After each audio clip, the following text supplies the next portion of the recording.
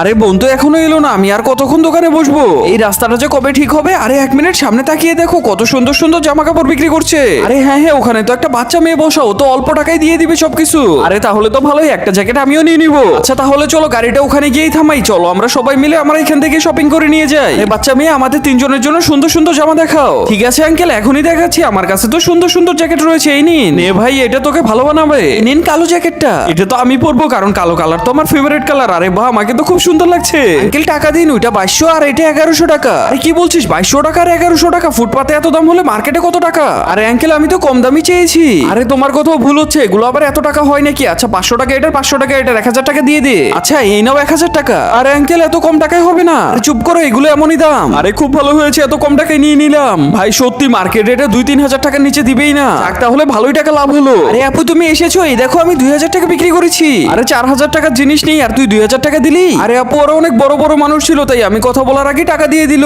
কি তাহলে তো আমাদের অনেক টাকা লস হয়ে গেল রে। আরে আমাদের তো অনেক বেশি লাভ হলো। আরে 1 মিনিট, আমাদের গাড়ির আবার কি হলো? গাড়ি তো একদম ঠিকঠাক ছিল, কিন্তু হঠাৎ করে কি হয়ে গেল গাড়ির? আরে এখন তাহলে আমরা বাসায় যাবো কিভাবে? আরে মানুষ ঠিকই বলে, কারো 1 টাকার ক্ষতি করলে নিজে 10 টাকার ক্ষতি হয়ে যায়। আল্লাহর সুন্দর ছবিটির জন্য তো সবাই লাইক সাবস্ক্রাইব করে দেয়, কিন্তু আজ দেখবো তোমরা মা বাবাকে কেমন ভালোবাসো। যদি মাকে ভালোবাসো তাহলে ভিডিওতে লাইক দিয়ে চ্যানেলটি সাবস্ক্রাইব করে দাও। আর যদি বাবা মা দুজনকে ভালোবাসো তাহলে কমেন্টে আই লাভ ইউ বাবা মা লিখে যাও। লাইক সাবস্ক্রাইব না করলে বুঝবো তুমি তোমার বাবা মাকে ভালোবাসো না।